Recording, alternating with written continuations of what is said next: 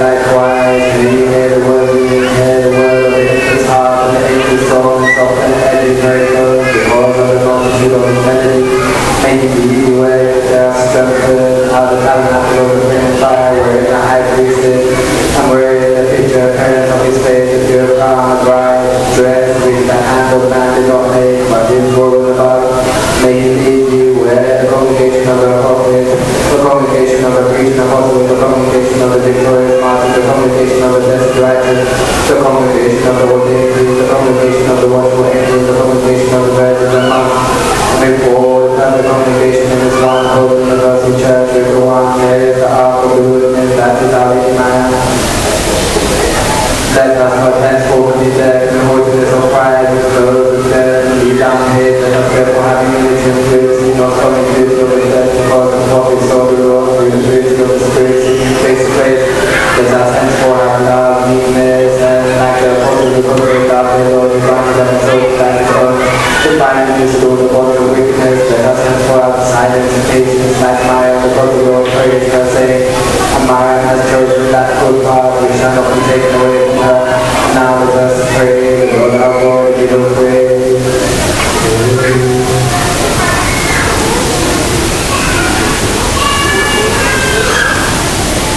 O Virgin of Maryam, O the bride of the Master, O Virgin of the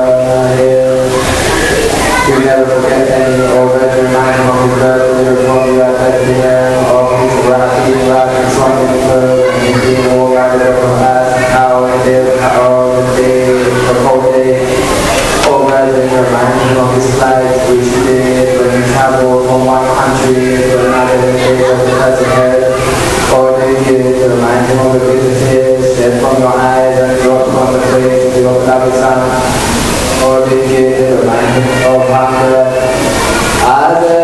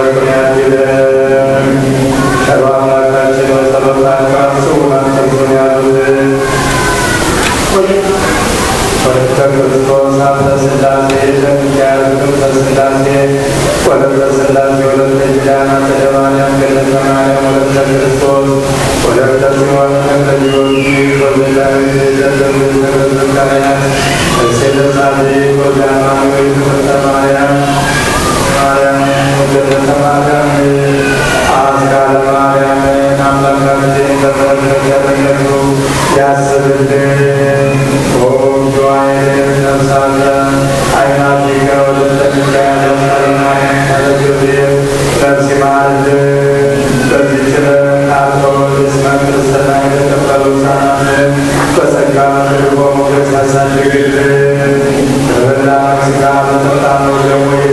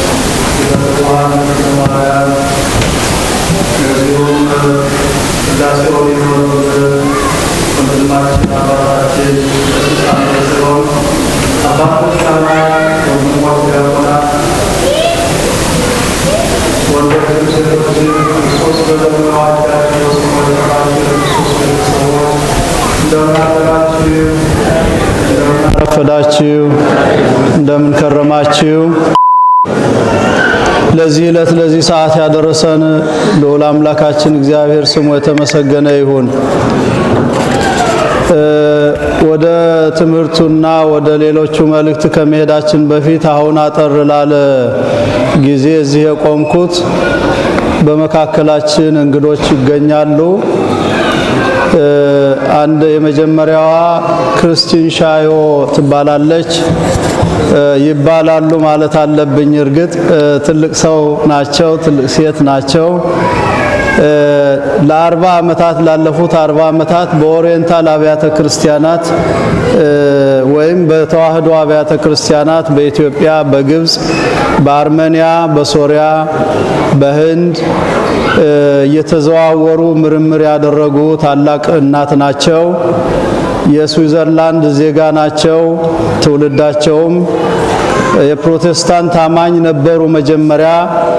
ነገር ግን በኋላ የኦርቶዶክስን እምነት ጣዕም ስላወቁ ወደ ኦርቶዶክስ ሃይማኖት ገብተው መግባት ብቻ ሳይሆን ብዙ ስለ ኦርቶዶክስ ቤተክርስቲያን እምነትና ስርዓት እየጻፉ ያሉ ናቸው። በዚሁ በጽሁፍ ስራ ተወስነው ያሉ ናቸው። እኔ የመንፈሳዊ ኮሌጅ ተማሪ በነበርኩበት መጀመሪያ ዓመት ተማሪ በነበርኩ ጊዜ ዛሬ 25 26 ዓመት ጀምሮ ነው የማቃቸው። ግን ምርምር ከዚያ በፊት ጀምሮ ነው የሚመራመሩት ለ40 ዓመታት እና አሁን የኢትዮጵያ ኦርቶዶክስ ተዋህዶ ቤተክርስቲያን መንፈሳዊ እና ስርዓታዊ ህይወት እንዴት እንደሆነ የሚገልጽ ዝርዝር መጽሐፍ ከዚህ ቀደም በ2002 የዛሬ 24 ዓመት ወይም 23 ዓመት ጽፈዋል። አሁን ደግሞ የኢትዮጵያ ቤተክርስቲያን የአብነት ትምህርት አሰጣጥ የአብነት ትምህርት ቤቶች ስርዓተ ትምህርቱ አሰጣጡ፣ የመምህራኑ ህይወት፣ የተማሪዎቹ ህይወት፣ የትምህርቱ አይነት የአብነት ትምህርት ቤቶቹን ቅኔ ቤቱን፣ የመጻሕፍት ማስመስከሪያውን፣ የድጓ ማስመስከሪያውን ሁሉ በመኪና የሚደረሰውን በመኪና የማይቻለውን በበቅሎ በእግር ሳይቀር እየሄዱ ለብዙ ዓመታት ምርምር አድርገው በፈረንሳይኛ አትመው እንደገና አሁን በእንግሊዘኛ እንዲታተም አድርገዋልና በእውነት ታላቅ እናት ናቸው። አሁን ልጆቻችን በአማርኛ አያነቡም። በአማርኛ እኛም አናነብም። ለነገሩ የንባብ ልማድ የለንም። አሁን ደግሞ ይሄ ሶሻል ሚዲያ መጥቷል፣ ሁሉን አበላሽቶታል እና ልጆቹ በእንግሊዘኛ የሚያነቡት ነገር ትንሽ እንኳን ቢያገኙ በሚል ነው እዚህ ለንደን መጥተው አብያተ ክርስቲያናት ተገኝቼ እንደው ስለራሳችሁ ቤተክርስቲያን የጻፍኩትን እንዴት ነው የት ባስተዋውቅ ይሻላል ሲሉ ርዕሰ አድባራት ለንደን ደብረጽዮን መጥተው ነው የሚያስተዋውቁ። የአብነት መምህራን ያሉበት ሌሎችም ያሉበት ስለሆነ ብዙ ምዕመናንም ያሉበት ስለሆነ በሚል ነው እንግዲህ ወደዚህ የመጡት። ቀሲስ በለጠም ጋራ ተነጋግረናል። እዚያ ግን ግድ የለም መጀመሪያ እዚህ ይምጡና ከዚያ በኋላ ደግሞ እኛ ጋር ሌላ ቀን ቀጠሮ እንይዛለን ብለዋል። ዛሬ አገልግሎት ስላላቸው ነው ያልመጡት እሳቸው እንጂ ቀጠሮ ነበረን ማለት ነው። We are really honored by the presence of two guests. The first guest is Christian Shayo, a researcher for the past 40 years in the Oriental Orthodox churches, their life and spirituality. She published this book 23 years back. Now recently she published a book about the traditional schooling of the Ethiopian Orthodox Tewahedo Church. You welcome to your church. You are part of the Ethiopian church for the past 40 years. So you welcome to make a speech.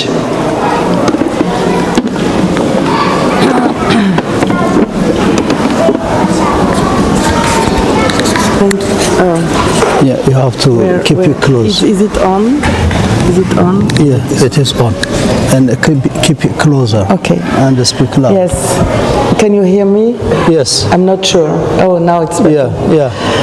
So thank you so much, Father. We have known each other for many years, and I'm so happy to be in your great church today. I was here maybe 30 years ago, so see, I don't think that I still know some people in this nice parish. As Father said, I am writing books about the Oriental Orthodox churches.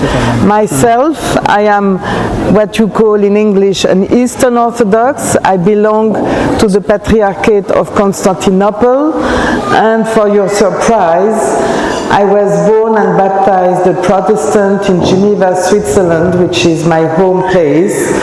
And as an adult, I decided to become an Orthodox for spiritual reasons and because I found my spiritual food there. And I hope that in Ethiopia, the people of your church will understand how rich is your church in spiritual tradition and spiritual food.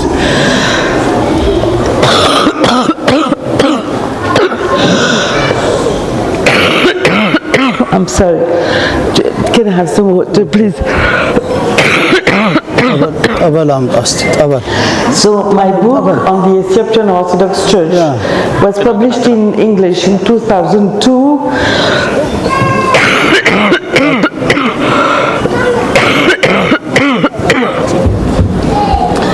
And it was also, I'm sorry. It's okay, no problem.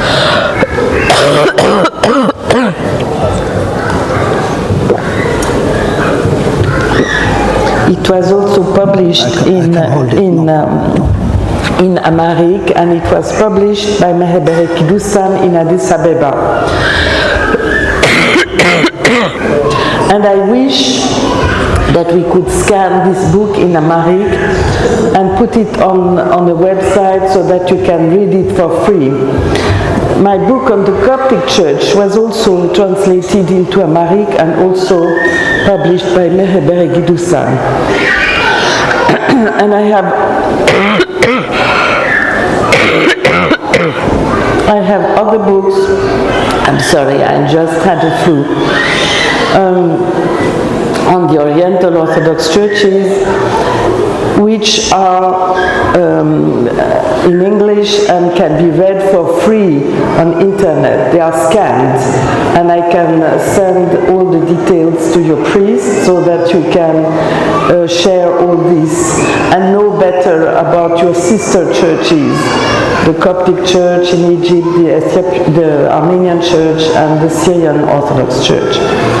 Now today, Father asked me to present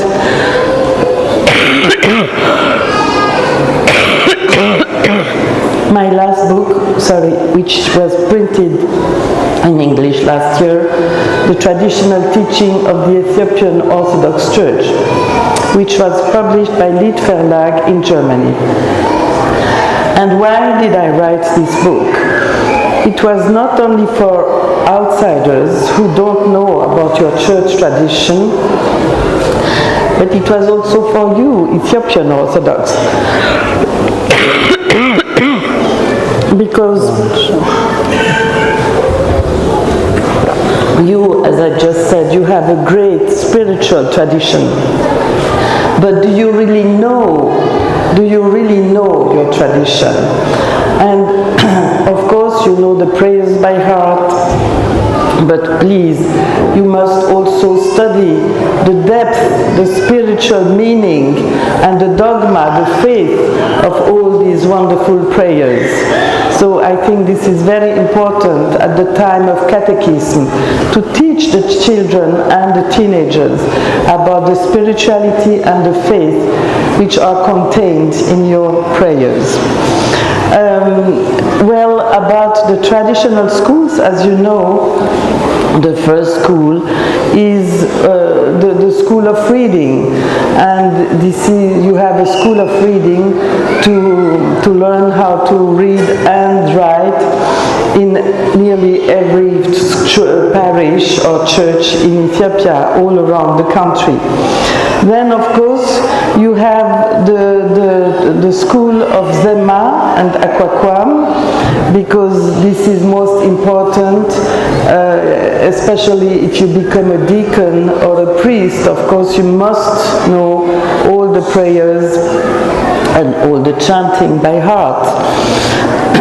And so this is done in the Zema Beit, that is the school of liturgical chant, and in the Aquaquam Beit I have seen that here you even have little girls who begin to study how to play the drum, that is to learn a little bit about Aquaquam. So of course traditionally this was made only by men, but today the church is accepting also some young women to execute the Aquaquam for the festivals. Then there is a beautiful school which is the Kene Beit. So this is of course more complicated because you have to learn so many rules in order to be a Kene professional and then maybe a Kene teacher. So as you know, it is composed for every festival. So and it is not repeated, it should never be repeated. So I always say it's like composing a kene is like putting flowers in front of the icons, you know. It's once, it's for one day, and it shows that you have to create new things, you know, and new poems for every festival. And this is to remember that in the church, as it is said in the Gospel, we have to renew our prayers and our chanting every time and every day. So, of course, this is a deep teaching. And you have several schools of Kene, and the old and famous one is in Wadla. Unfortunately, I visited Wadla region some years ago, and you don't have any Kene school in Wadla any longer. So it shows that things are changing in Ethiopia. So you still have some teachers teaching Wadla Kene, but they are very few, which means that this teaching of Wadla Kene is diminishing. And this is why it is so important, you know, to have the awareness how to keep this traditional education alive for today and for the coming generations.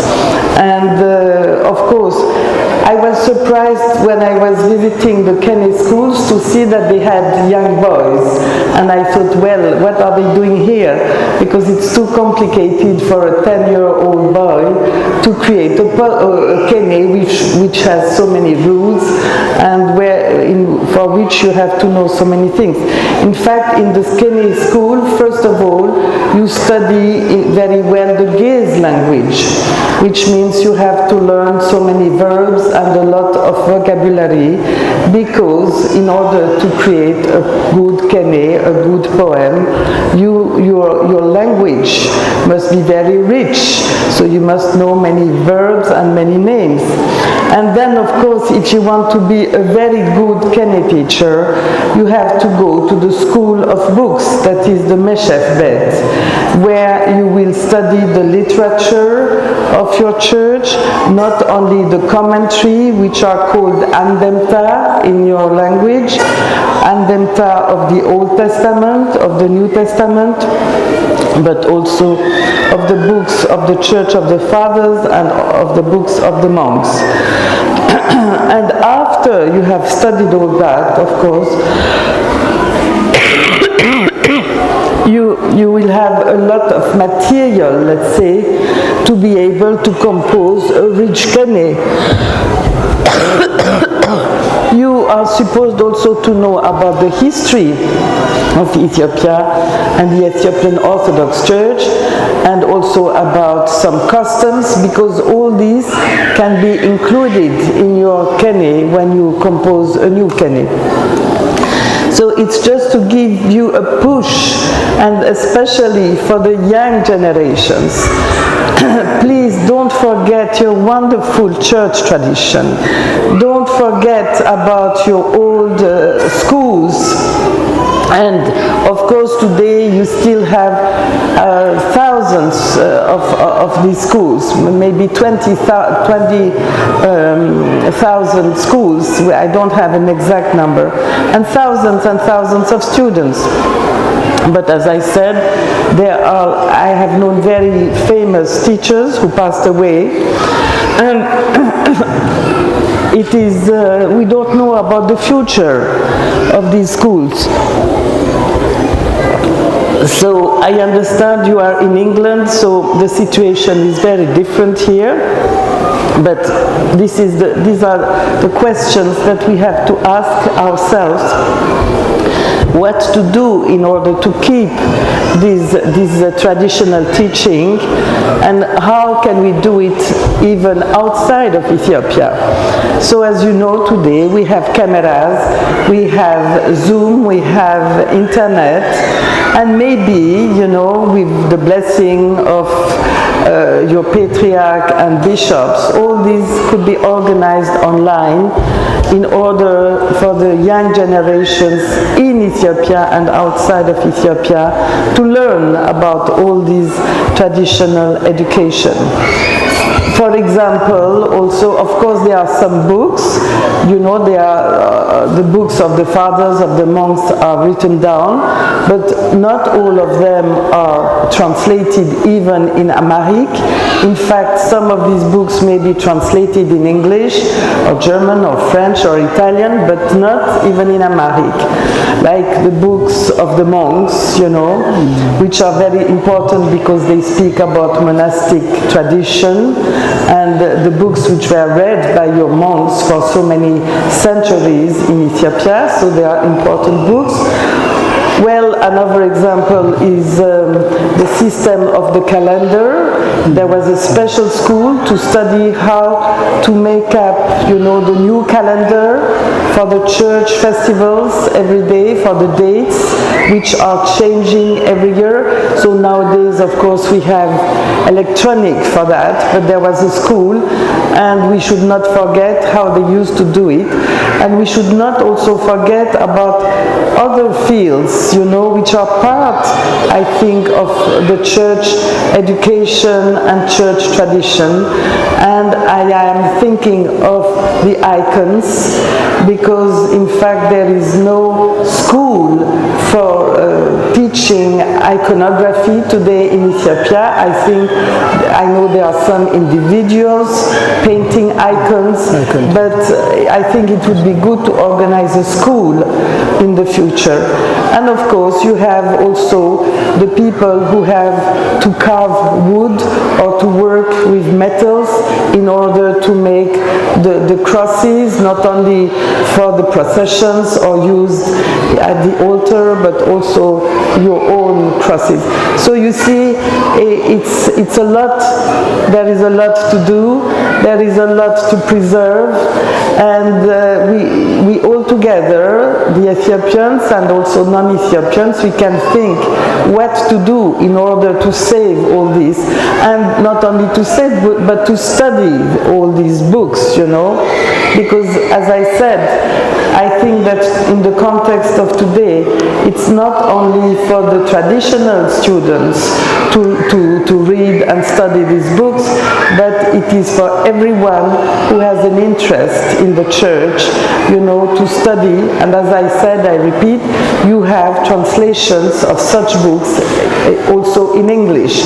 So even if you don't, because these books are in Gaze, and I know that very few people today know Gaze language, so I encourage you very much to find out about these books. In fact, I have a long bibliography at the end of my book, and you will find some titles.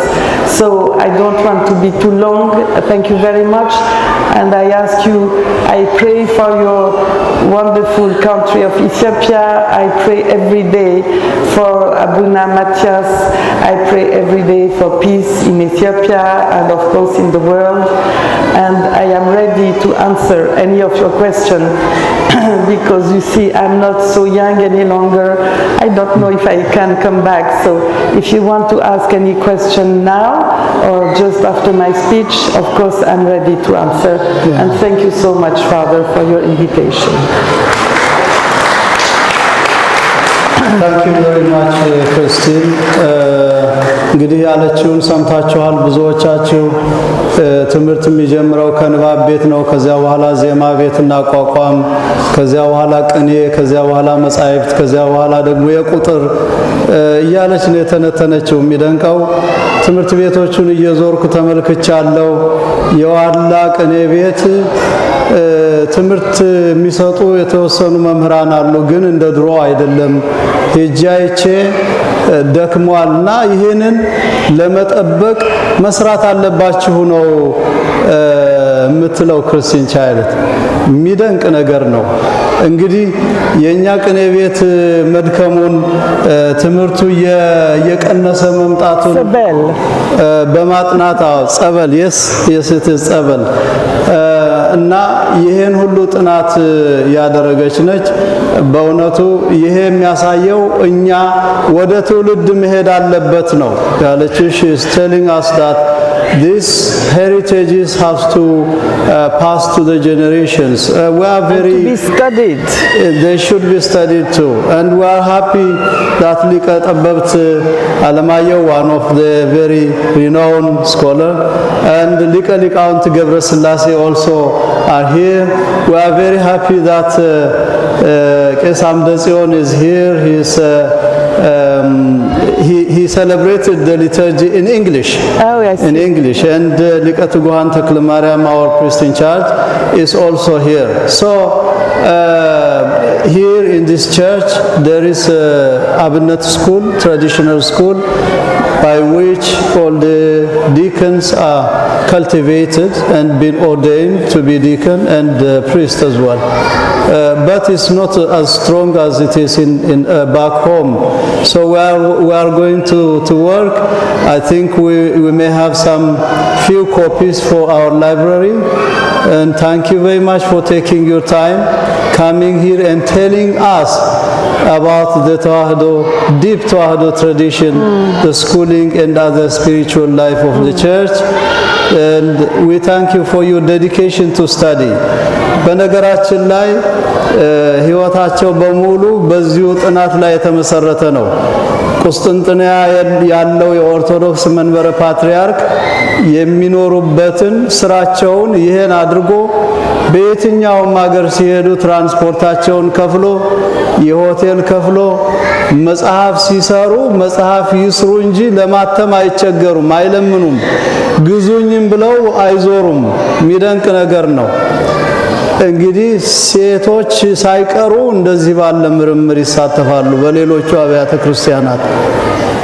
እኛ ከራሳቸው አልፈው እነዚህ ጎረቤቶች ይጠቅሙን ይሆን ወይ ብለው እኛን ሁሉ ያጠናሉ። የሚደንቀው ነገር እኛ ራሳችንን አጥንተን አልጨረስንም። እኛ እንፋጃለን። እኛ ዝም ብለን ባልሆነው በሆነው እንፋጃለን፣ እንባላለን። መቼም ዛሬ የሚባል ስላልሆነ አልልም። Now we thank you very much for your time. Because we don't need only daily bread, we need also spiritual daily bread. So that's why we have to read the Bible, and it's not because we are Orthodox that we don't read the Bible. We do read the Bible. I'm Orthodox myself, as I said, the Greek Orthodox.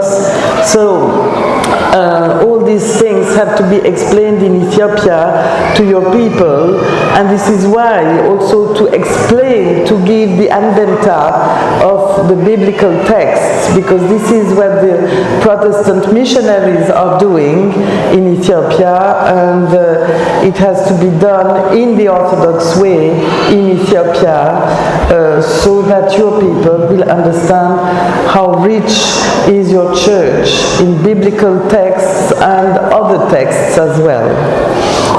ታንክ ዩ ሲጀምሩ ከፕሮቴስታንት ሃይማኖት ወደ ኦርቶዶክስ የመጣሁበት ምክንያት መንፈሳዊ ምግብ ስላለ ነው ብለው ነው የመጡት እና አሁን ደግሞ ይሄ መንፈሳዊ ምግብ ለዕለት እንጀራ ብቻ አይደለም መስራት ያለብን ኦርቶዶክሶች ለዕለት እንጀራ ሳይሆን ለመንፈሳዊ ምግብ መስራት አለብን ነው ያሉት በሚቀጥለው I hope next time God willing you will be in St. Arsemas Church, the church of Qasis Ballata, and one of the scholars in that church is here as well, Likalikaant Däbrä who has been learned in Gonda, and he taught there as well, he served there, so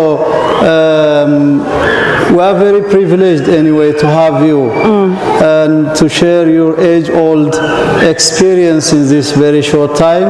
And if you have if there are any questions or comments, then they will forward it when they got you. She is here around us today, and you can forward your questions, comments, compliments, and anything, encouragements too. Who dedicated her life in research for the past 40 years. More than half of her age has been dedicated for Christian research works. This is a commitment.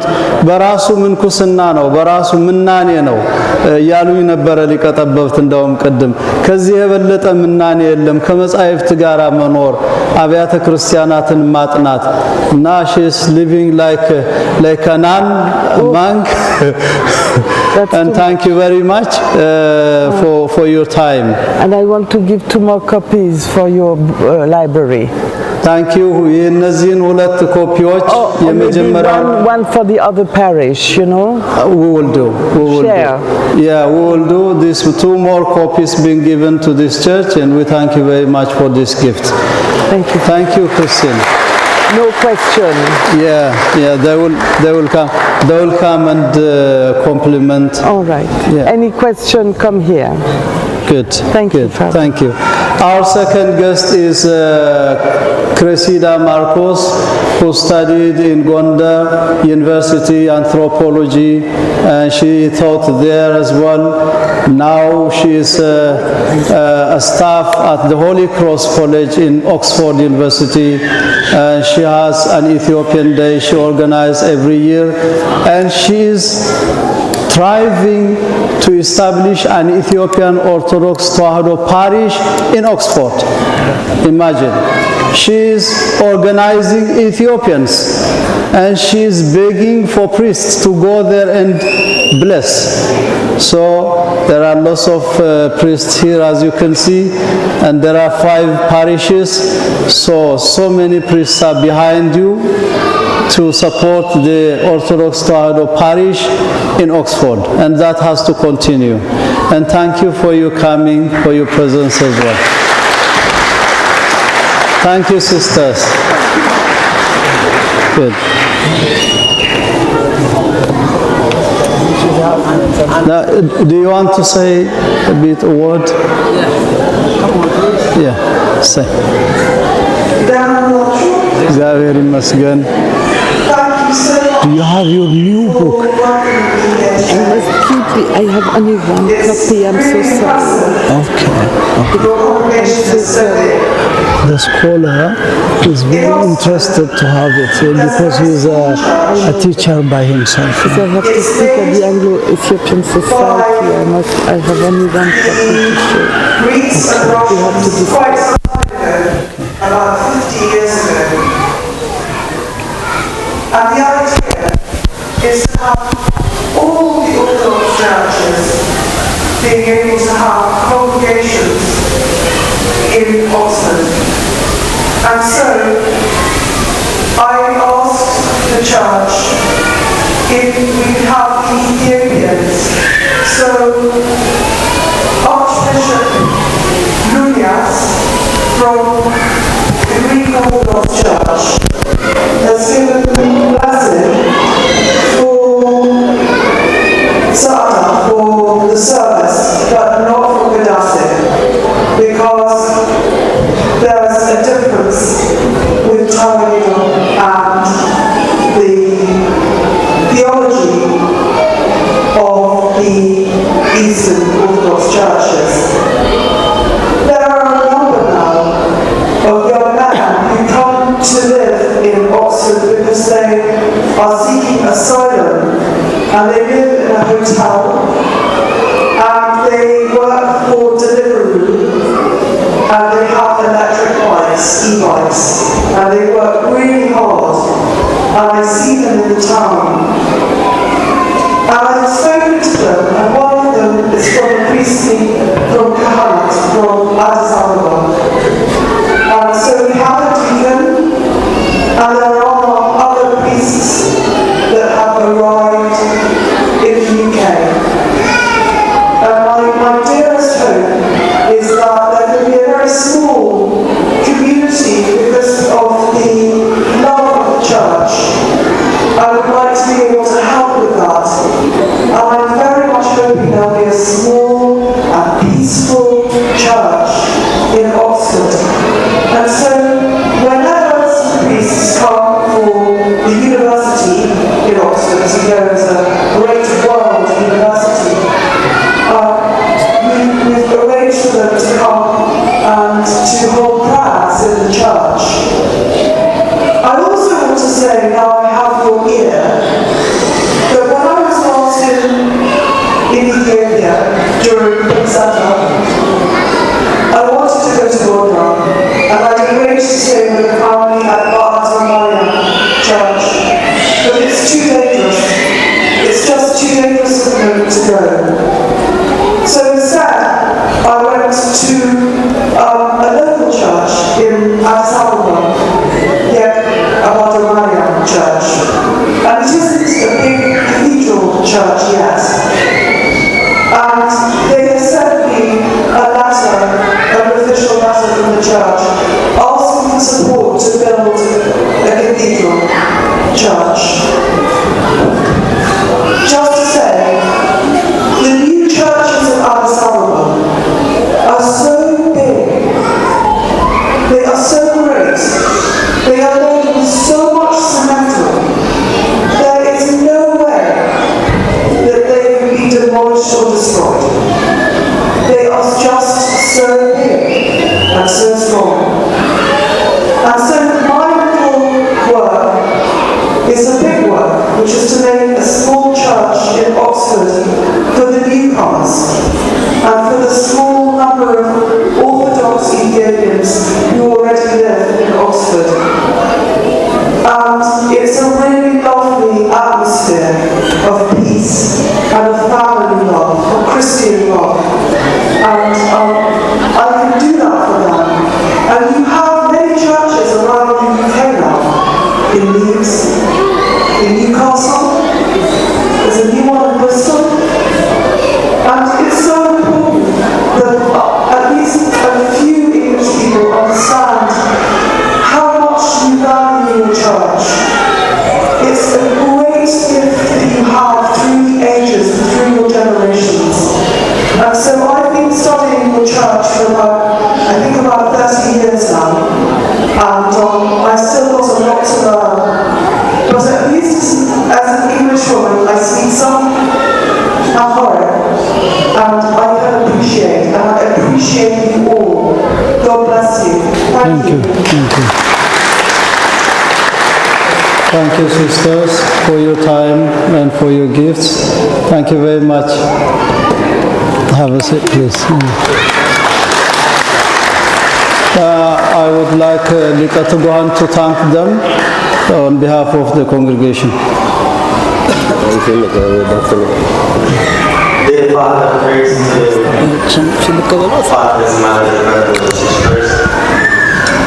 Just a very short statement I'd like to make. I know Christine Charlotte over 36 years. When we were in Zhuai Gedam, the monastery of Zhuai in St. Gabriel, she came there. She has been coming to Ethiopian Orthodox Toida Church for a very long time. And I remember her deep research in the time of the late GéCéz Solomon Likaberanat and other scholars. Likatabeb himself was involved, and other clergies from Ethiopia, in Ethiopia, also here in Europe. She's been to the church in Sarahassion. She's been to different churches, different monasteries, and different scholars. And it's a privilege to see her here in Debrecen today. I am so happy. It takes me back to those years.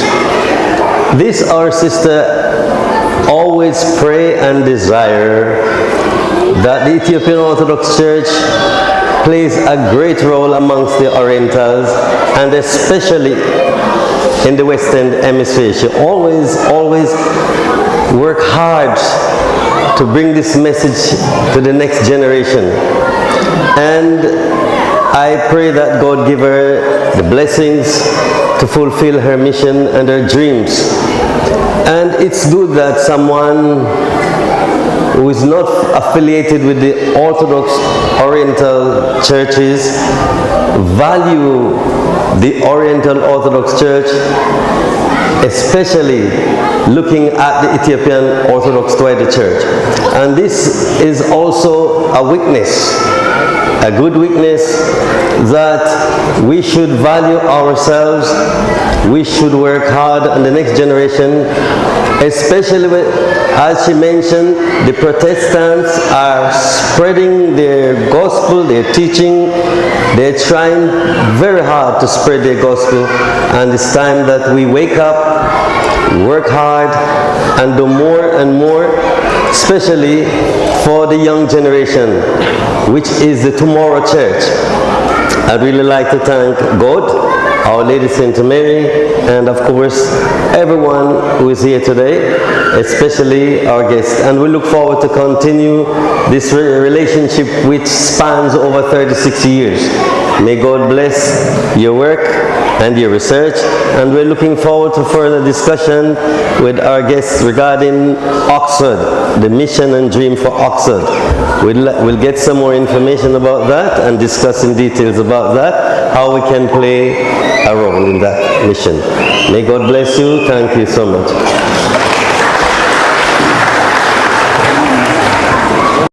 You remember? Yes.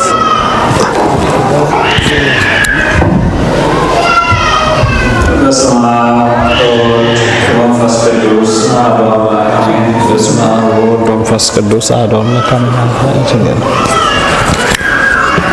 በስመ አብ ወወልድ ወመንፈስ ቅዱስ አሐዱ አምላክ አሜን።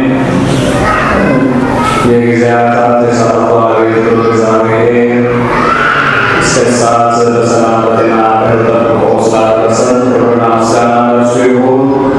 እንዲሁም አምላክ ወደ ያሳደገች አዝላ የተሰደደች እናታችን እመቤታችን ቅድስት ማርያም ከልጇ ከወላጇ የተመሰገነችው ሁሉም ጻድቃን ቅዱሳን እንደየክብራቸው እንደየሞታቸው የተመሰገኑ አባታችን መላከ ጽዮን ቆሞስ አባ ግርማ ሊቀጠበት መርጌታ አለማየሁ ሊቃውንት መርጌታ ገብረስላሴ ሊቀጽዋን ተክለ ማርያም አየለ እግዚአብሔር ካህናት ለአካናቸው ዲያቆናት እንዲሁም በደሙ የተዋጃችሁ የእግዚአብሔር ሰዎች አባቶች፣ እናቶች፣ ወንድሞች፣ እህቶች የመንፈስ ቅዱስ ማደሪያ የሆናችሁ ሕፃናት ፍጹም በሆነ እግዚአብሔር ሰላም እንደምሰነበታችሁ፣ እንደምናደራችሁ፣ እንደምንቆያችሁ አሜን። እግዚአብሔር አምላክ ስለማይነገር ስጦታው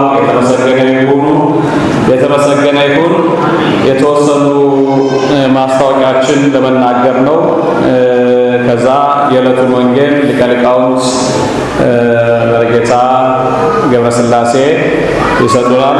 ከዛ በፊት የተወሰኑ ማስታወቂያዎች ስላሉ እሱን ታግሳችሁ እንድትሰሙ ጠይቃለን በትህትና ጠይቃለን። የመጀመሪያው በዚህ በርዕሰ አድባራት ሎንዶን ደብረጽዮን የመሰረተ ሃይማኖት ሰንበት ትምህርት ቤት ስር በመዝሙር ክፍል ላይ የበገና ትምህርት ተጀመረ ቆይቷል። ብዙዎቻችሁ በዚህ ላይ ማስታወቂያ ተናግረን ያለው ቦታ ትንሽ ስለነበር በጊዜው ቦታ አልተገኘም። ግን አሁን ከተወሰነ ጊዜ በኋላ ህፃናትና አዋቂዎችን በአንድ ላይ ነበር ትምህርቱን የጀመሩትና ለማስተማር አመቺ ነው ስላልተገኘ አዋቂዎችን ከ14 ዓመት በላይ የሆኑትን ለብቻ ለማስተማር ሐሳብ አለና የተወሰኑ ቦታዎች አሉ። ቀድሞ ለመጣ ነው ያ ቦታ የሚሰጠው። ሰዓቱ የሚሆነው ዘወትር ቅዳሜ በሁለቱም ተራ ማለት ነው ሳይቋረጥ ዘወትር ቅዳሜ ከ5 ሰዓት እስከ 7 ከ14 ዓመት በላይ የሆናችሁ ልጆች አሏችሁ ወይም አዋቂዎች ከሆናችሁ የራሳችሁ በገና ያስፈልጋችኋል። ከሌላችሁም በመምህሩ አማካኝነት ልታዙ ትችላላችሁ። የዋጋው 10 ብር ነው። ለአንድ ክላስ በሳምንት 10 ብር ነው። ፈቃደኛ የሆናችሁ ፍላጎት ያላችሁ የተወሰነ ቦታ ስለሆነ ክላሱ የሚይዘው 25 ነው። የተወሰነ ቁጥር ነው ያለው። ከቅዳሴ በኋላ መጣችሁ እዚህ እንድታናግሩና ምዝገባው እንድታካሂዱ ለማሳሰብ ነው። ዘወትር ቅዳሜ ሰዓቱ ከ5 እስከ 7። በሁለተኛ ደረጃ እንግዲህ ወጣቶችን ትኩረት አድርጎ አሁንም እንደዚሁ በሰንበት ትምህርት ቤት ላይ ሰፊ ዝግጅት እያደረግን እንገኛለን።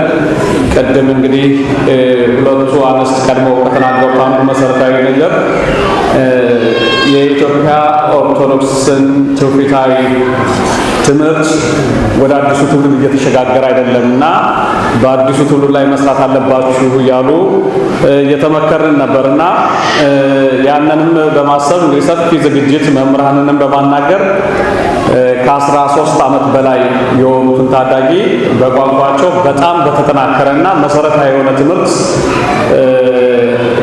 ከዛሬ ጀምሮ ነው የሚጀምረው። እንግዲህ ዛሬ እና የሚቀጥለው እሁድ የመግቢያ ነው የሚሆነው። ከዛ በኋላ ነው ኮርሱ የሚጀምረው። ኦንላይን ያዘጋጀነው ፎርም አለ።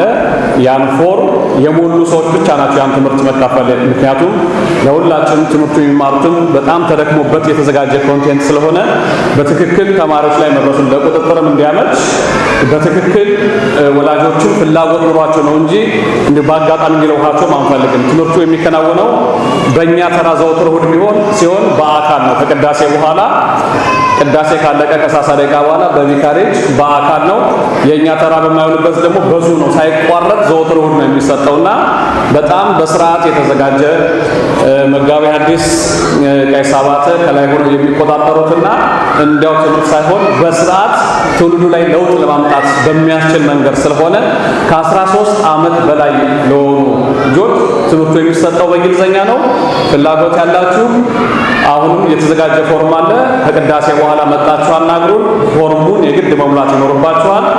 እንግዲህ የመግቢያውን ትምህርት ዛሬና የሚቀጥለው ሳምንት ይሰጣል። ስለዚህ የምዝገባም ሰዓት እንድታገኙ ከዚህ በፊት በእንደዚህ አይነት መንገድ ስላልተናገርን ለዛም ብለን ሁለቱን ሳምንት የመግቢያ ብቻ አድርገነዋል። ከዛ በኋላ እያንዳንዱ ኮርስ በ6 ሳምንት እንዲያልቅ ሆኖ ነው የተዘጋጀውና በትክክል ዲዛይን ተደርጎ ትምህርቱ በሚያልቅበት ሰዓት ደግሞ ምን ያህል ዕውቀቱን እንደገበዩ ፈተናም ይኖራልና በጣም ቁጥጥር ባለው ሁኔታ ስለሆነ በዚህ ልጆቻችሁ እንዲሳተፉ የምትፈልጉ ሁሉ ፎርሙን ሞልታችሁ የዛ ተጠቃሚ እንዲሆኑ እናሳስባለን። መንፈሳዊ ግዴታችን ነው፣ የእናንተም እንደ ወላጅ ግዴታ ነውና ይሄን እንድታደርጉ እናሳስባለን።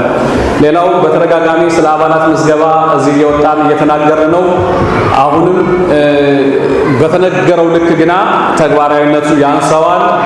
እንግዲህ አሁንም ከዚህ በፊት የተናገርነውን ማስታወቂያ ደግመን የመናገር ግዴታ ተጥሮብናል። የመጀመሪያው በዚህች ቤተክርስቲያን ውስጥ አባል የሆናችሁ ከአሁን በፊት በተደረገው ምርጫ ወይም የአባልነት መብት የነበራችሁ አዲስ የተዘጋጀ ፎርም ስላለ ሁላችሁ ያን አዲስ ፎርም ሞልታችሁ መታወቂያ ማግኘት አለባችሁ ብለን ደጋግመን ተናግረናል። አሁንም በበቂ ቁጥር ይሄን ነገር ያደረጋችሁ አይደለም። ስለዚህ ነባር አባላቶች ራሳችሁን አፕዴት ማድረግ ይገባችኋል። የአድራሻም ለውጥ የቤተሰብ ለውጥ ካለ እግረ መንገዱን ማድረግ ትችላላችሁ። የሚያስፈልጋችሁ 2 ፎቶ ብቻ ነው። 2 ፎቶና ፎርሙ ሙላት ነው። ከዛ በኋላ ነባሩ የአባልነት ወደ አዲሱ ይሸጋገራል። በሁለተኛ ደረጃ ባለፈው በተደጋጋሚ አዲስ አባላት የሞላችሁ የአዲስ የአባልነት ፎርም የሞላችሁ ተገቢውን ክፍያ ደግሞ ተካፍሎ መፈጸም ያስፈልጋል። እንደጋ ደግሞ ባለፈው ምዝገባ ሲያካሄዱ ሰበካ ጉባኤ መታወቂያ አልሰጡም ነበርና ከ2 ሳምንት በፊት አሁን መታወቂያ ማደል ጀምረዋል። መታወቂያችሁን እንድትወስዱ በዛውም ደግሞ የአባልነት ክፍያችሁን በመፈጸም ግዴታችሁን እንድትወጡ ነው። ይሄን እንግዲህ ዘወትር የምንናገረው ነገር ይሆናል። አባልነትን በተመለከተ ሌላው የፊታችን ቅዳሜ ወይዘሮ ገነት ወይም ወለተ ሚካኤል የማራኪና የእሰይተ እናት እንግዲህ ካረፉ 80ኛ ቀን ስለሚሆን በዚህ በርዕሰ አድባራት የ80ኛ ቀን ፍትሃት ይደረጋል። የፊታችን ቅዳሜ ከፍታቱን በኋላ ደግሞ ቤተሰቡ ያዘጋጀው የነፍስ ይማር ጸበለ ጸዲቅ አለና ከቅዳሴ በኋላ ያንንም እንድትሳተፉ ጥሪ አስተላልፈዋል። ከዛ በመቀጠል የመድኃኔዓለም ንግስ የዛሬ 2 ሳምንት ጥቅምት 24 ወይም ኖቬምበር 3 የዛሬ 2 ሳምንት ስንመጣ የመጋቢት የጥቅምት መድኃኔዓለምን በዓለ ንግስ የምናከብርበት ቀን ነው የሚሆነው። ጥቅምት 24 የዛሬ 2 ሳምንት ማህሌቱ ከሌሊቱ 1 AM ጀምሮ ይካሄዳል። ጥቅምት 24 የዛሬ 2 ሳምንት ስንመጣ የመድኃኔዓለምን በዓል ንግስ እናከብራለን። ከዚሁ ከመድኃኔዓለም ንግስ ሳንወጣ አባታችን ሊቀ ሊቃውንት መርጌታ እስጢፋኖስ የኤርትራ ኦርቶዶክስ ተዋሕዶ ቤተክርስቲያን የመድኃኔዓለም ቤተክርስቲያን በፒትስበሪ አካባቢ ያለ የላኩልን ደብዳቤ አለ። እሱ እናነባለን። ለርዕሰ አድባራት ደብረጽዮን ቅድስት ማርያም ቤተክርስቲያን ለንደን ጉዳዩ ስለ መንፈሳዊ አገልግሎት ጥሪ የመድኃኔዓለም ዓመታዊ ክብረ በዓል በለንደንና በመላው ዩናይትድ ኪንግደም የሚኖሩ ካህናትና ምዕመናን በሚገኙበት ጥቅምት 23 ቀን 2017 ዓመተ ምህረት በኖርዝ ኢስት ለንደን ሴንት ቶማስ ሮድ ፊንስበሪ ፓርክ ለንደን N4 2QP መንበረ ጸባዖት መድኃኔዓለም ቤተክርስቲያን በደማቅ መንፈሳዊ ስነ ስርዓት ይከበራል። እንዲሁም በበዓሉ ምክንያት ከተለያዩ ማህበራት የተጋበዙ ሰባኪያን ዘማሪያን ተዘጋጅተዋል። በዚህ ዕለት ከሌሊቱ 1 AM ጀምሮ እስከ 12 PM በሚፈጸመው ደማቅ መንፈሳዊ ክብረ በዓል ተሳታፊ እንድትሆኑ በታላቅ ደስታ ጥሪያችን ከወዲሁ እናስተላልፋለን ብለዋል። ሁላችንም ካህናቶችም አባቶቻችን ይገኛሉ። ይህን ጥሪም የሰማችሁ ጊዜ ፈቀደላችሁ የፊታችን ቅዳሜ በቦታው ተገኝተን በዓሉን እንድናከብር እግዚአብሔር ይርዳን። አሁንም እንግዲህ ከመድኃኔዓለም ሳንወጣ እንግዲህ በዩናይትድ ኪንግደም ቤተክርስቲያን እየሰፋች ትገኛለች። አሁን ጥሩ ነው። በአውትሳይድም ከመስፋትም አልፎ የምንገለገልበትን አብያተ ክርስቲያናት በመግዛት የግል የማድረግ ነገር ጥሩ ሁኔታ እየተንቀሳቀሰ ይገኛል። በዚሁ መሰረት ደብረ ሰማያት መድኃኔዓለም ቤተክርስቲያን አሁን በቅርቡ ፉላም አካባቢ የከፈቱ አሉ። እነሱም ተጠነካክረው ቤተክርስቲያን የሚገዛ ቤተክርስቲያን አግኝተዋል። ቦታውም በጣም ጥሩ ቦታ እስካሁን ለአገልግሎት ያልተደረሰ በጣም የሚርቅ ወደ ዌስት ለንደን ወደ ሃንስሎ ሄዝ ሳውዝ ወደዛ አካባቢ በጣም ብዙ ሰው ሊያገለግል ያልተደረሰበት ቦታ ነው። ግን ቤተክርስቲያኑ በጣም ለብዙ ነገር የተመቸ ነው፣ ለአገልግሎት ለልጆች ማስተማር። ግን በዚህ መንገድ ላይ የአቅም ችግር አጋጥሟቸዋል። ጉዳዩን ከባንክ ለመበደር አስቀድሞ ደግሞ ዳውን ፔመንት ያስፈልጋቸዋልና ለዛ በጣም እንደተቸገሩ ደጋግሞ በተለያየ ሁኔታ አሳስበዋል። እንድንተባበር አሁን የፊታችን እሑድ በዮርክ ጋርደን ላይብራሪ እዚህ ባለፈው ምርጫ የተካሄደበት እንደዚሁም ሌላም በዓል አክብረንበታል። ቦታው የታወቀ ነው። ዝግጅት አካሂደዋል። የገቢ ማሰባሰቢያ ለዛ የሚረዳ ትኬትም እየተሸጠ ነው። ይሄን ድምፅ የምትሰሙ ከዚህ ስትወጡ በውጭ ያን ትኬት የያዙ ኃላፊነት ያላቸው ሰዎች ይጠብቋቸዋልና እያንዳንዱ ዋጋው መግቢያው 20 ፓውንድ ነው። ይሄ በጣም ከባድ ነገር አይደለም። ቅርስ ነው። ይሄ ለትውልድ የሚተላለፍ ነው። ዝሮ ዛሬ የሆኑ ሰዎች ቢያገለግሉበት ሰው ያልፋል። ቤተክርስቲያኑ ግን ለትውልድ ይተላለፋልና ቤተክርስቲያን ቅድም ሊቀጠበብትም እያሉ ነበር። ይሄ እኮ ባያድለን ነው እንጂ ይሄን ጉዳይ ስነግራቸው ቤተክርስቲያን እኮ አንድ ነች እያሉ ነበር። ግን ያው ባለመተማመኑ በጸባይ እርስ በርስ የመገፋፋት ነገር ቢኖርም ዝሮ ግን አሃቲ ቤተክርስቲያንነቷን ስለማይቀይር በዚህ ዝግጅት ላይ አንደኛ እንድንገኝ፣ ሁለተኛ ለዝግጅቱ የተዘጋጀውን ትኬት አሁን ከዚህ ከቅዳሴው ስርዓት በኋላ በውጭ የሚጠብቋችሁ ወንድም እህቶች ይኖራሉና ትኬቱን በመግዛት የበረከቱ ተሳታፊ እንድትሆኑ በልዑል እግዚአብሔር ስም እናሳስባለን። በመጨረሻም አንድ እህታችን በጣም የሚያሳዝን ነው። በጣም ሩቅ ያልጠገበች በጣም ልጅግር ከፈረንሳይ ወደዚህ በመጣበት ሰዓት በደረሰባት አደጋ ሕይወቷ አልፏል። ይሄ እንግዲህ የብዙዎች ኢትዮጵያውያን ዕጣ ፈንታ ከሆነ ቆይቷል። እግዚአብሔር በቃችሁ እንዲለን ምሕረት ቸርነቱን እንዲያወርድልን ፊቱን ወደኛ እንዲመልስልን መጸለይ፣ መመለስ፣ በንስሐ መመለስ ያስፈልጋል። እንግዲህ እህታችን በጣም ልጅ ናት እንደምታዩት፣ ግን ባጋጠማት አደጋ ሕይወቷ አልፏል። አሁን አስከሬኗን ለወላጆቿ ለመላክ እንግዲህ እሷን የሚያውቁ ቤተሰቦች እዚህ ስላሉ እባካችሁ የተቻላችሁን አግዙን ይላሉ። ወንድማችን ነጥቡ አማን ደግሰው የሚባሉ ይሄንን ነገር የሚያስተባብሩ አሉ። በውጭ ይጠብቋቸዋልና የተቻላችሁን ነገር በማድረግ ስጋዋ አስከሬኗ ወደ ዘመዶቿ ወደ ሀገሯ ሄዶ ግብዓተ መሬቱ እንዲፈጸም የቻላችሁትን እንድታደርጉ በልዑል እግዚአብሔር ስም እናሳስባለን። ከዚህ በመቀጠል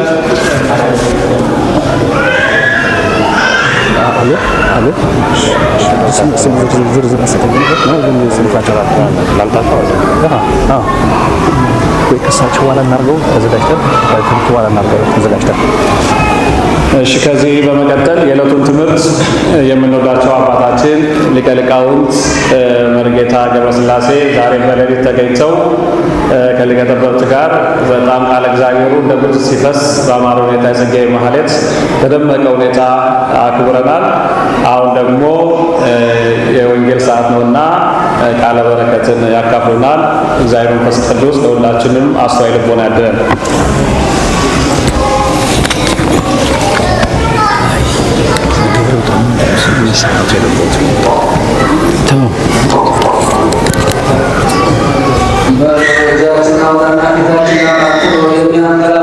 የሚያዘናጋውን ጋኔን ለማባረር እጅ ወደ ላይ። በስመ አብ ምን ነው? ኧረ በስመ አብ በሉ። በስመ አብ ወወልድ ወመንፈስ ቅዱስ አሐዱ አምላክ አሜን። ሶስት ጊዜ ነው። በስመ አብ ወወልድ ወመንፈስ ቅዱስ አሐዱ አምላክ አሜን። በስመ አብ ወወልድ ወመንፈስ ቅዱስ አሐዱ አምላክ አሜን። የተከበሩ መላከ ጽዮን አባ ቆሞስ አባ ግርማ እንዲሁም የተከበሩ ሊቀ ጠበብት የኔታ አለማየሁ የዚች ደብር ጉባኤ መምህር እንዲሁም ሊቀ ትጉሃን ቀሲስ ተክለ ማርያም የታላቋ ደብር አስተዳዳሪ እንደዚሁም መጋቤ ሐዲስ ዶክተር ቀሲስ አባተ የዚች ደብር አገልጋይና መምህር እንዲሁም አባቶች ካህናት፣ ወንድሞች ዲያቆናት፣ አባቶች፣ እናቶች በእግዚአብሔር ስም እንዴት ሰነበታችሁ? እንዴት ባጃችሁ? እንዴት ከረማችሁ? አሁን ላስተምር አይደለም፣ እውነቱን ለመነጋገር ሰዓቱ ሂዷል። ላስተምርም ብል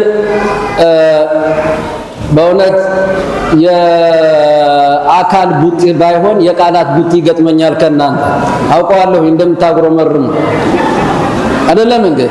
ምክንያቱም ሰዓቱ ሂዷል። እና ግን ያው መቼም የካህንና የሴት እንግዳ የለውም ነውና የተቻለን ያህል ትንሽ አንድ 5 ደቂቃ እንነጋገራለን።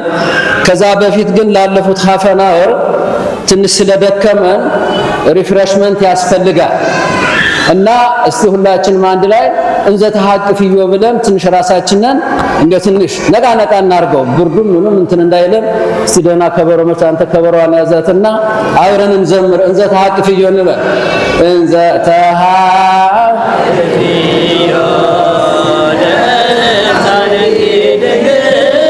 ድንግል እንዘ ተሐቅፍዮ ለሕፃንኪ ብልግበም ቆርታለ ምን እያላችኋል? ምን ማርያም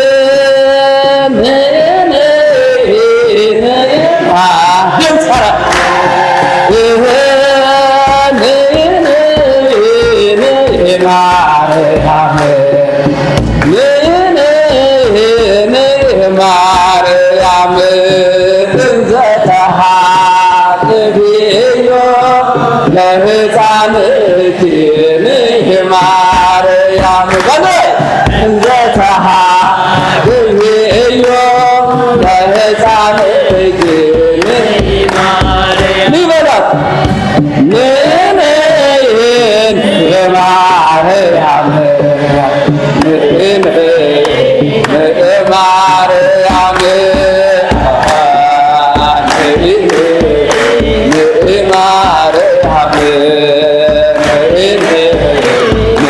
ማርያም ማርያም እንዘ ተሐቅፍዮ ለሕፃንኪ ማርያም እንዘ ተሐቅፍዮ ለሕፃንኪ ማርያም ማርያም አሉ ለምራያ ማርያም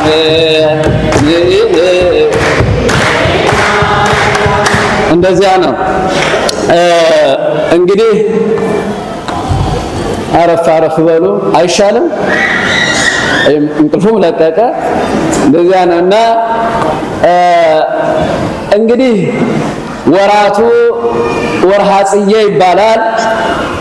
በዚህ ወርሃ ጽጌ የሚነገረው ያው ከእንግዲህ ከመስከረም 26 እስከ ህዳር 6 ድረስ ይሄው ነው የሚነገረው። እነ ሊቀ ጠበብት እነ መላከ መጋቤ ሐዲስ ይህን ሲያስተምሯችሁ እንደሰነበቱና ወደፊትም ለሚቀጥሉ ሳምንታት እንደምትማሩ ያው የተረጋገጠ ነው። እግዚአብሔር ይመስገን ሊቃውንቱን መምህራኑን አብሮ ስላሰደደልን ምንም የሚጎልባችሁ ነገር የለም።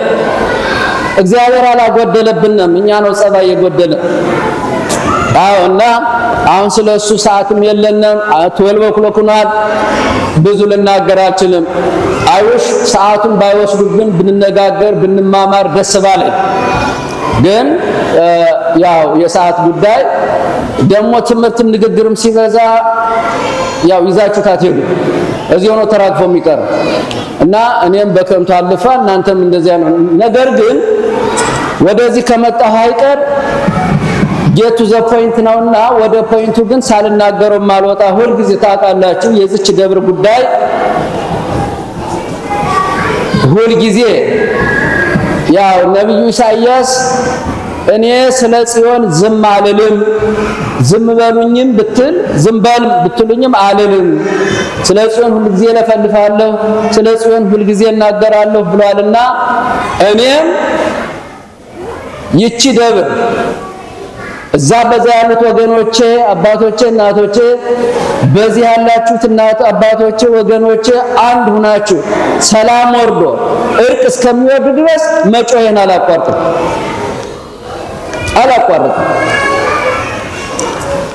ምክንያቱም ይሄንን መልእክት ዛሬ በዛ ያሉት አባቶቼ እናቶቼ የሉም። ነገር ግን እንደ ሁላችሁ መልእክተኛ እንድትሆኑ እንድታደርሱልኝ ለነሱም እለምናችኋለሁ።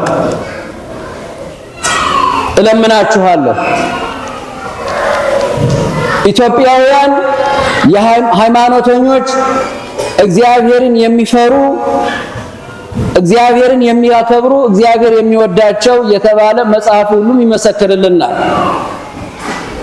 ነገር ግን ነን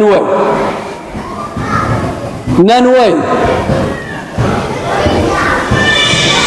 በአንዲት ቤተ ክርስቲያን እንኳን አብረን መቆመን መጸለይ ያቃተን ህዝቦች እንዴት ነው ራሳችንን የእግዚአብሔር ህዝቦች ብለን ምንጠራ?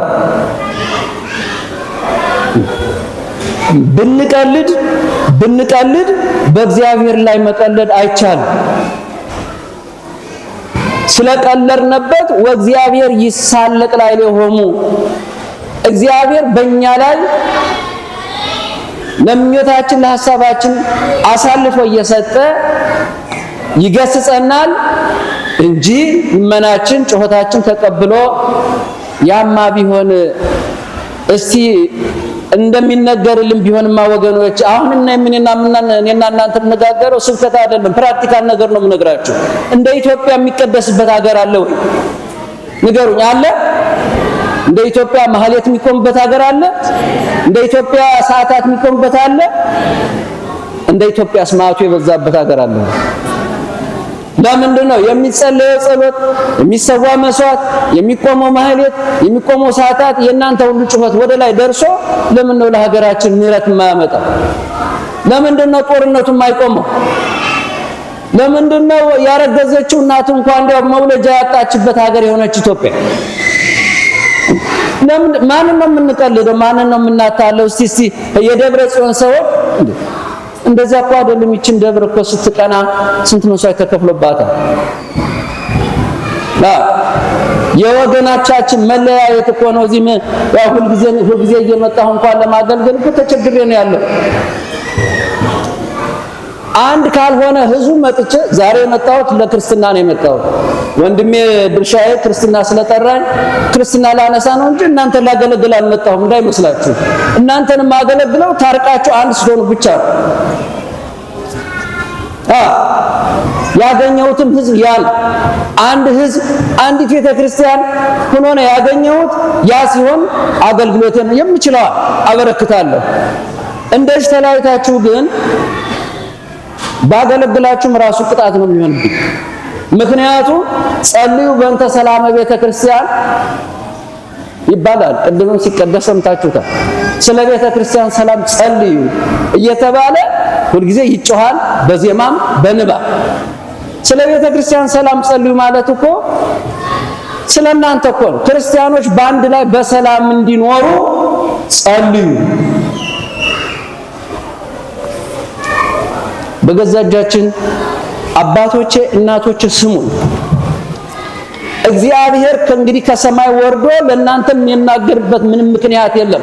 በመምህራኑ በመጽሐፍቱ ነው ለእናንተ መልእክት የሚያስተላልፈው። እምትሰሙን ከሆነ ስሙን።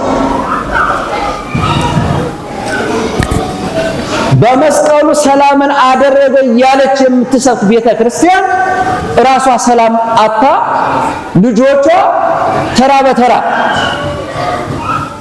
እኮ ቅሰፈን እኮ ነው።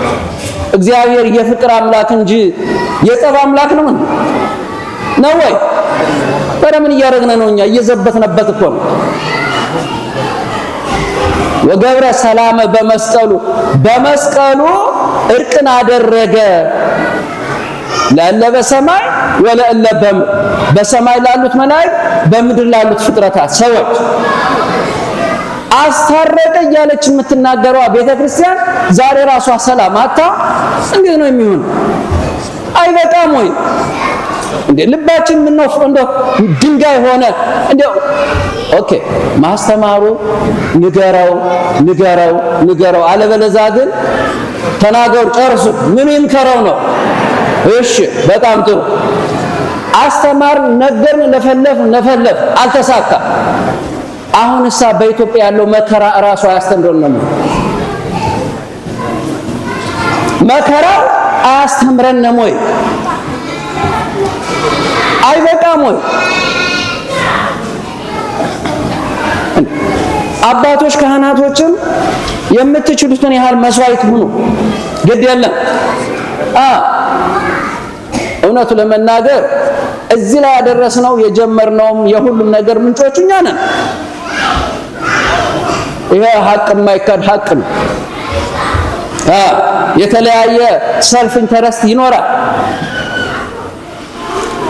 ቀያፋም እኮ ጌታን ያሰቀለው የራሱ ሰልፍ ኢንተረስት ስለነበረው ነው። በጊዜው ሊቀ ካህናት ነበር፣ የቤተ ክህነቱ አስተዳዳሪ ነበር። የጌታን ትምህርት የሰሙ የጌታ ትምህርት ስላስፈራቸው ጌታንና ትምህርቱን አስወግደን በስልጣናችን ይመጡብናልና እሱን ካስወገድን ሰላም እናገኛለን ብለው ህዝቡንና መንግስተ እግዚአብሔርና ህዝቡን ለመለየት ሞከሩ። ራሱ እንዲያውም የምንጩን የእግዚአብሔር መንግስት አስገኙን ባለቤቱንም እንዲያውም ሰቅለን ገለን እንገላገለዋለን አሉ። ሰቀሉት፣ ገደሉት። ግን ተገላገሉ። ማን የተጎዳው? ቀያፋ እስከናንቱ ጠፋ። የእግዚአብሔር መንግስት ግን ቀጠለች። ይኸው እስካሁን አለ እና መጀመሪያ የእግዚአብሔርን አስቀድመን ከዚያ በኋላ እንኳን ስለራሳችን ብንፈልግ ጥሩ ነው። ራሳችን እያስቀደም በደሙ ያፈሰሰለትን እየጎዳን እየለያየን እያጣላን እያፋጀን ያለን ካህናት ካለን እግዚአብሔር ይበቀለናል።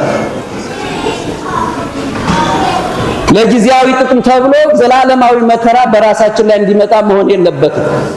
በራሳችን ላይ ሞት መከራ ማምጣት የለብንም እና በዚህም ያላቸው አባቶች ካህናት ከዚህ ህዝብ ደም ነፃ መሆን ያለባችሁ ይመስለኛል። ግን እናንተ መሪ ሆናችሁ የዚህ የጥፋቱ መሪ ከሆናችሁ ግን ለዚህ ህዝብ ተጠያቂ ትሆናላችሁ። በዚህ ያላችሁ ካህናት ለዚህ ህዝብ ተጠያቂ ትሆናላችሁ። ይህ ህዝብ እኮ በክርስቶስ ደም የተገዛ እንጂ ወድቆ የተገኘ ዕቃ አይደለም እና ስለዚህ እባካችሁ አረ ይበቃል። ከዚህ የበለጠ መከራ ምን ይምጣበት? እናንተ እኮ እዚህ ነጫጭ ልብስ ለብሳችሁ አምሮባችሁ ቁጭ ብሎ ነው ያለው። ኢትዮጵያ ያሉት ወገኖቻችን እኮ ዝናቡና መከራው እየወረደባቸው የሚጠጉበት ቁርስ ምሳ አይደለም በ3 ቀን በ4 ቀን የሚበሉት እኮ ያጡ ህዝቦች ናቸው ያሉት።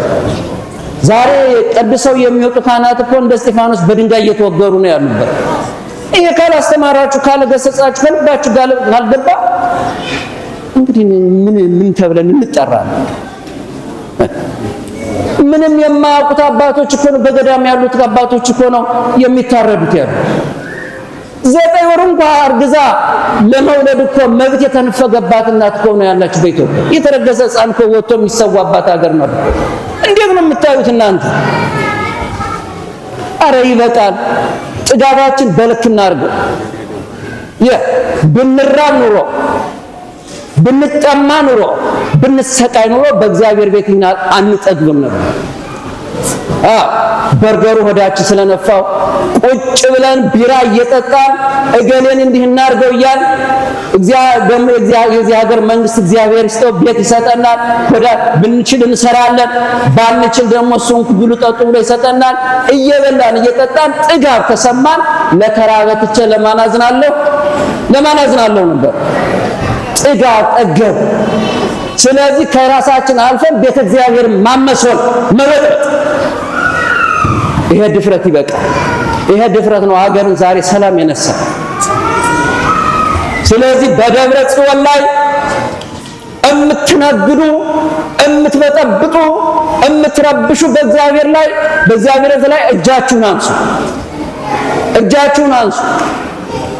ህዝቤ ሆይ እንግዲህ ቢነገር ማትሰሙ ከሆነ መከራው ባካችሁ የኢትዮጵያ መከራ ይምከረምላችሁ። ስለዚህ ዛሬ እዚህ ያላችሁ በሙሉ ለዛ ላሉት ወገኖቻችሁ ደውላችሁ ወይም እንደምንም ብላችሁ አሳምናችሁ በዛ ያሉትም እናንተ ጋር ሆነው በመካከል ያሉትን እናውቃቸዋለን የህዝብ አንድ እንዳይሆን እንዳይስማማ እናውቃቸዋለን። ግን የህዝብ አሁን እዚህ ያላችሁ ብዙ ሰዎች ናቸው። የሚበጠብጡት 2-3 ሊሆኑ ይችላል። እነዛ ማቸነፍ ያቅተናል እና በቃን በሉ። በቃ የደብረጽዮን ጭቅጭቅ 12 ዓመት በሙሉ ህዝብ እኮ ዓለም እኮ ሳቀብን። አይበቃም። እስከ መቼ ነው አንገታችን? ወደ ሌላ ሀገር ውስጥ ይሄዱና ከየት ነው የመጣ ከለንደን የት ነው የምትሄደው እዛ በላይ ያቆማል ደብረጽዮን ላይ ለማለት ያሳፍራል ምክንያቱም በደብረጽዮን ላይ የሆነውን ዓለም ያውቃል እና ይበቃል እርግጠኛ ነኝ በዛ ወገኖች ያላችሁ በዚህ ዛሬም ትኖራላችሁ አለበለዛ መልእክቱ እንደሚደርሳችሁ ይበቃል አለበለዛ መከራው እየባሰ ነው የምንሄደው እኛ ሆዳችን ስላልጎደለ ብቻ እኛ ስላራበን ብቻ በጥጋብ መንፈስ እየተመራን ይችን ቤተክርስቲያን ሰላም መንሳት ያለብን አይመስልኝም ይበቃል የሀገራችን መከራ ከምንሸከመው በላይ ሆኗል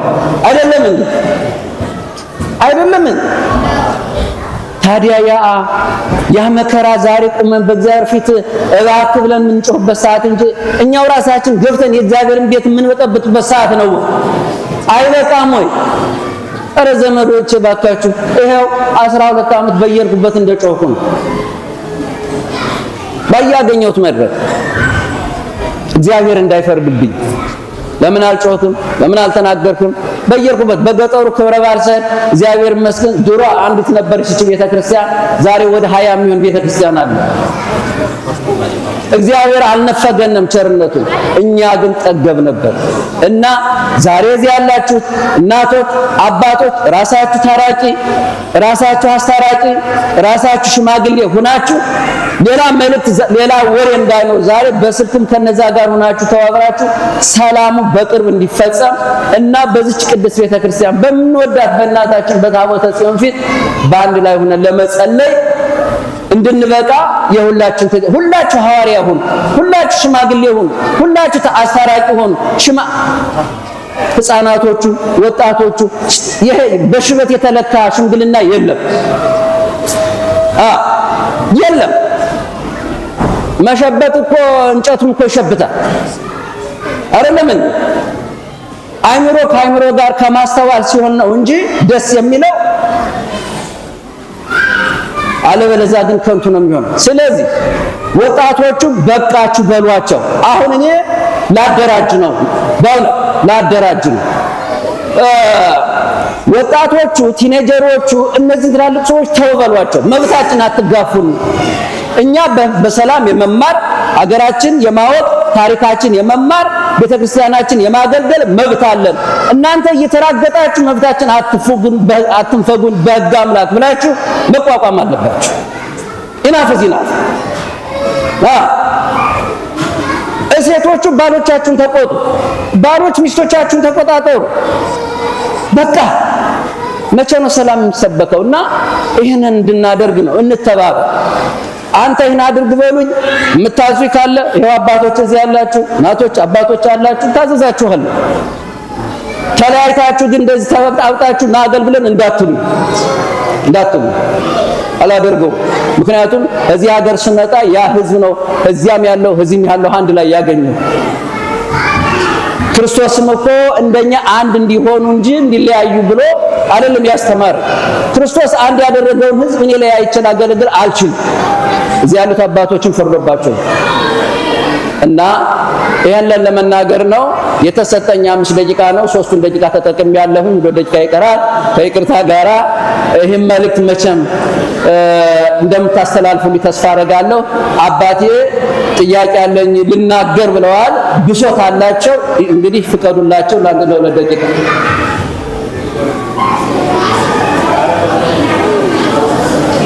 አይሰማም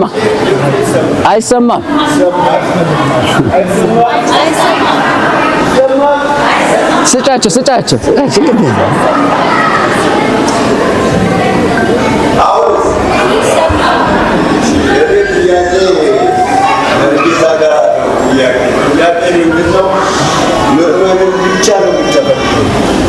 መጀመሪያ እናንተ ሰላም ካህናት ሰላም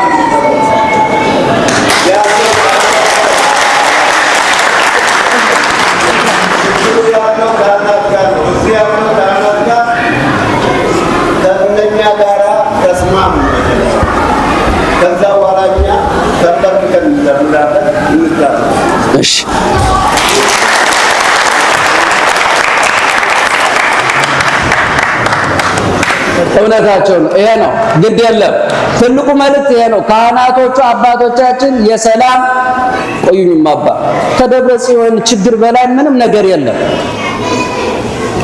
አባቶቻችን የሰላም አራያ ሁኑን። ምትረብሹን እናንተ፣ ምታጸድቁን እናንተ፣ ምትበቱን እናንተ ነው። እውነት ነው። ነገር ግን እኛም የቤት ሆምወርካችን እንስራ፣ እናንተም ሆምወርካችሁን ስሩ። ቡድን አትለዩ። እዚህ ያላችሁት በሙሉ እኛ የክርስቶስ እንጂ የአባ ገሌ፣ የገሌ፣ የመርጌታ ገሌ፣ የቀንጌታ ገሌ፣ የሊቀሊቃውንት ገሌ ዘመን አትበሉ። ቡድን አትፍጠሩ። ጳውሎስም ከልክሏል።